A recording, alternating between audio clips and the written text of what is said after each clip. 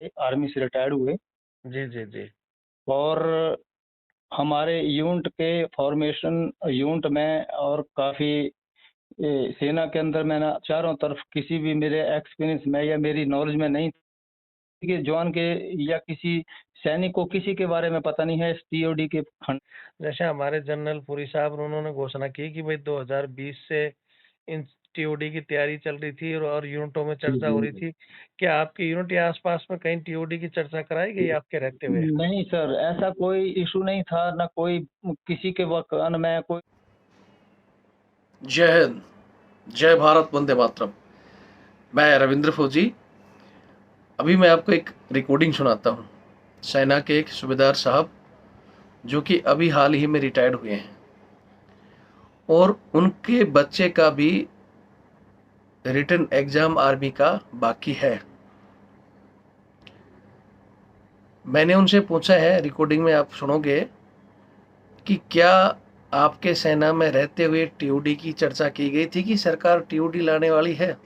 तो उन्होंने इसका खंडन किया है कि नहीं। और ये रिकॉर्डिंग मैं चाहता हूँ उस जर्नल पुरी तक पहुंचे जो उस दिन कह रहा था कि हमारी 2 साल की तैयारी है और हमने सभी से इसके व्यू लिए हैं, चर्चाएं की हैं। और मैं एक चीज़ और कहना चाहता हूँ जनरलपुरी से, ऐसे एक नहीं हज़ारों रिकॉर्डिंग मैं और इसमें डाल सकता हूँ और हज़ारों से ज़्यादा लाखों रिकॉर्डिंग अभी ऑन ड्यूटी जवानों से मंगा सकता हूँ जो अपना मजबूर हैं, नाम नहीं बताएंगे, लेकिन उनकी भाषा से, उनकी बातों से ये साफ जाहिर होगा कि हाँ वो फौजी हैं। उनकी एक्टिविटी से और वो ये चीज़ें बताएंगे कि आपने पिछले 2 सालों में कभी भी सेना के ओआरएस रैंक जिस पर ये टीओडी आप थोप रहे हैं उसकी चर्चा कभी नहीं की।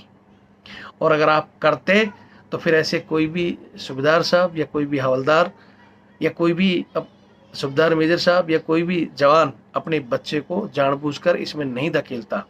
जैसा ये कह रहे हैं कि मेरे बच्चे ने एक सेना के जुनून को देखकर इसने और भी एजुकेशन लेनी थी या कोई और गाइडलाइन लेनी थी, ये वहाँ भी नहीं गया कि नहीं मैं तो सेना में ही जाऊँगा।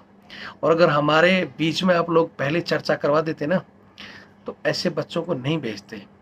अभी एक और महिला की आ रखी है रिकॉर्डिंग झारखंड से, उनकी भी रिकॉर्डिंग सुनाऊंगा जिसमें वो बता रही हैं कि मेरे ससुर जी, मेरे हस्बैंड और यहाँ तक कि मेरी तीसरी पीढ़ी फौज में जाना चाहती थी, लेकिन ये मोदी जी ने टीओडी लाकर सबके सपने तोड़ दिए। तो जनरल पुरी कम से कम वो वर्दी पहनकर झूठ बोलना छोड़ दें। आपकी वेबसाइटों में लगातार यही लिखा गया था कि टेस्ट पोस्टपोन किया जा रहा है ड्यू टू रीजन कोरोना। बस एक ही रीजन लिखकर आप ही के हेडक्वार्टर से हर एक बीआरओ रेजिमेंटल सेंटर वहाँ लिखे जा रहे थे अगले महीने टेस्ट होगा, फिर टेस्ट होगा। इन बच्चों के 2 साल भटका कर आप कहते हो कि टीओडी लागू कर रहे हैं।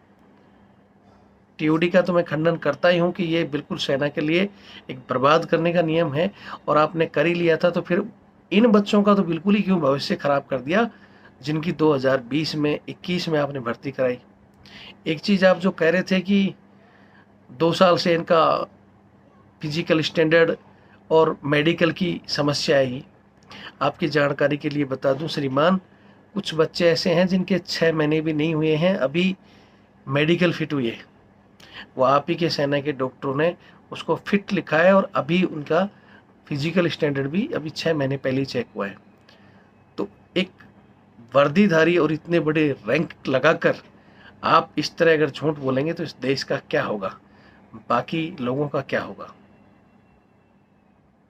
जो आप सीडीएस विपिन रावत जी की बात कर रहे हैं, उन विपिन रावत जी से मैंने जब ये सहायक सिस्टम के लिए मैंने धरना दिया था और जब मेरी मुलाकात हुई थी उसके बाद जब वो एज बढ़ाने के एक मैटर चला था तब भी मेरी उनसे बातें हुई थी।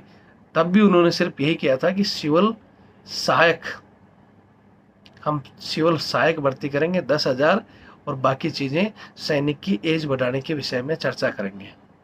ये थे जनरल विपिन रावत जी के बयान। और आप कहते हो क्योंकि वो तो चले गए, जवाब दे नहीं सकते। नरवणे साहब के लिए आप कह रहे हो, मैं चाहता हूं कि नरवणे साहब अगर इन चीज़ों को सुन रहे हैं, अगर उनको सेना के प्रति लगाव है और सेना को अपना परिवार समझते हैं, तो इन चीज़ों का खंडन करें। अगर आप सहमति में नहीं है तो, और सहमति मूक सहमति देते हैं, तो वो महाभारत की तरह होगा कि महाभारत में भीष्म पितामह चाहते तो उसका इतिहास पलटी कर सकते थे, लेकिन वो मूक रहकर महाभारत का पूरा जो लड़ाई का फैक्टरी चेंज कर दिया और कितने लोग उसमें बर्बाद हुए। तो उसी तरह जनरल पुरी साहब से कहना चाहता हूँ। और अगर ये वीडियो राजनाथ जी तक और मोदी जी तक भी जारी है, तो मैं कह रहा हूँ कि बोलते हैं ना कि जब किसी की उल्टी लगती है तो उल्टे काम शुरू कर देता है। आपकी सरकार जो ये उल्टे काम कर रही है, इससे आपको नुकसान होगा।